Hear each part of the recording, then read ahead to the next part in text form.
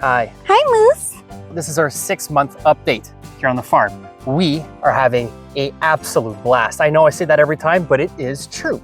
The work never stops. And in fact, we started doing multiple kinds of growth. Julia, why don't you turn aside for us? Whoops. That's one update. We moved here 6 months ago. Julia happens to be 6 months pregnant. Make that math. Anyways, we're just gonna show you around the property some of the things we've done. We are hard at work. We love it. It's super fun. Yeah, this will be the summer farm tour videos. You're gonna see all the progress we made in the last 6 months. Let's get going. You know, we love gardens. We're gonna make some changes to the front of the house. We already did. This used to be just a Tyvek wall. Now we opened it. Nice large window that goes into this B&B section that we wanna do. Little vinyl siding and a raised garden bed there at the bottom. This was made with spare bricks we had that were piled up in the corner. Same bricks as they used for the house. Now we used it for our herb garden and it looks great. We had a whole bunch of piles of our garbage cans that were all kind of stacked up here. We just moved them to the side of the road over there. Now we just get to experience a bit of the nicer facade. Front of the house, we have the remainder of the old front garden here. Clearly, we want to just put a little more of us in here. I was thinking a couple of very tall hedges on each side of our bedroom window, and of course, putting some nice red mulch in front as a nice lipstick on the house. Here was nothing else but the remainder of an old garden and some weeds. I cleared out most of the weeds. When we first moved in, I transplanted my grandfather's rose that he gave me 7 years ago on our old property. Transplanted it right in front here. It's doing great. I just got to keep putting maintenance on it, which is clipping dead stuff. Again, red mulch will surround this whole area, stopping the weeds, making an accent out of our house walls. Okay, in our very large front patch of the house, I did mention in another video that there's not a whole lot we can do with this because this is all the lines for our septic system and our septic field this way. But we did find this large patch extremely sunny that does not seem to be affected at all or come to contact cross-contamination with the septic system. So we decided to make a huge berry orchard. Going down here, we have 5 grapevines, which we will connect together and we'll make a nice grapevine going up this hill. It's super sunny. It's amazing. 4 raspberries, 3 blackberries, 2 blueberries, which we brought over from our old house and now we transplanted back there. 3 red currants, 2 of these nut trees. What kind of Joel? Hazelburt. Hazelburt nut trees. They're gonna go nice and big. It's a nice, open, sunny area. Let's put some fruit in here. Lucy, Lucy kids. Good boy. Okay, with the arrival of our farm doggy, Moose, I wanted something outside for water for him that can replenish. So we have a big old rain barrel here that collects water, but of course I felt with fresh cold water and it just with the rains it keeps replenishing a little bit at a time. Hose that goes down to this automatic water feeder fills up the bowl for old Moosey here. When the water reaches a certain level, the blocker stops it, which means this bowl will remain full. Of course, during the summertime, I did put this in the mornings like it is right now. We still have a lot of sun. The water inside the actual bowl gets pretty warm, so I flush it all out. I let it fill back up with a nice cool water. It's been cooling overnight. Chicken expansion project. Of course, we brought over our Igloo Go Up coop from the suburbs. It was good for about 5 chickens. It did great in there. We've expanded operation to 25 chickens and more coming, including guinea fowl, so different species. We still kept this coop around because we think it's an excellent brooder for mommy and baby chicks. You see, we incubate the babies. When they come out hatching, we put them underneath a broody mommy, one of our silkies in here.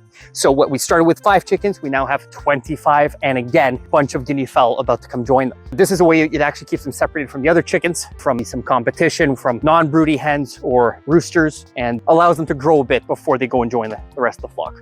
Now, what is this jungle area? This is 1/4 of our yard where their chicken coop is that we decided to completely fence in because we wanted to now contain our chickens to a more secluded area. This is still plenty big for them. We do not maintain the vegetation at all. It's pretty awesome. You see, it makes like this weird wild jungle area with lots of shaded, dry, and cool areas. And our chickens get really, really hot. And of course, this is a natural way for them to find shade and cool off on their own. Lots of shelter, and the chickens love to just pick at flowers and weeds and find bugs. With not maintaining this area, the chickens are eating the grass. This is why I haven't cut it, but it's still relatively low, but it gives them a lot to play with and to chew on and to have fun with. Here is our beautiful chicken coop where we like to collect eggs. Let's see, we have some, Pippin is a bit broody, which we're very happy about because we just hatched some guinea fowl in the incubator, which we're going to be introducing her to. Yeah, there are a couple silky eggs there. So we'll leave her on those, and soon we'll introduce her new chicks to her. What we'll do, we'll just switch those babies that we have inside for those eggs, so she thinks that she actually just hatched them. This is our beautiful garden area. Stephane built these raised beds from cedar wood that we had in an old horse fence. We have a separate video all about that I'll link here above. And basically, this is sort of the nice backyard area with the gazebo, picnic table. And then if they want, they can cross over this area into our garden space. We do hope eventually to put a arbor in the path and a little gate to help further separate the garden area from the general backyard area.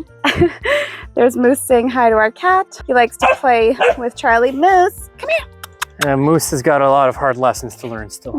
Yes, we're still training Moose to be good to the kitties and to not chase the chickens. So in this really sunny, long living fence bed area, we have all of our sun-loving crops like our tomatoes, our basil, peppers, okra, our spinach, and tall plants to help create that fence effect and separation. So the video cut out, unfortunately, so I'm here on a different day. This is the living fence we were talking about. And if you move now to the shady part of our garden, right now it's the mornings. It does get a little bit of morning sun, but in the afternoon, these large hedges in the back shade this entire area. And so we put our more shade tolerant crops here. This is all of our salads, so bok choy, spinach, kale, arugula, lettuce. A bunch have bolted, and so we're going to be collecting the seeds from these so we can save them for next year. But we still have a good amount that are edible. Back there, Stephane made 6 square beds, some with mulch, some with straw, where we put our mushroom sprouts in hopes of growing edible mushrooms for cooking. So we're going to be making an entirely separate video about how we plan to grow mushrooms in this space. They can take some time to come up, but there are a bunch of mushroom varieties that can be grown in just beds, which we'll detail more in that video. These last 2 beds, these have our radish garden, but most of the radishes has been eaten already. We pickled them. Since we've pulled up about a bunch of the radishes that have bolted, we are going to be transplanting these peppers here instead in their place. Radishes grow very quickly, so you can harvest and then plant something else or plant another round.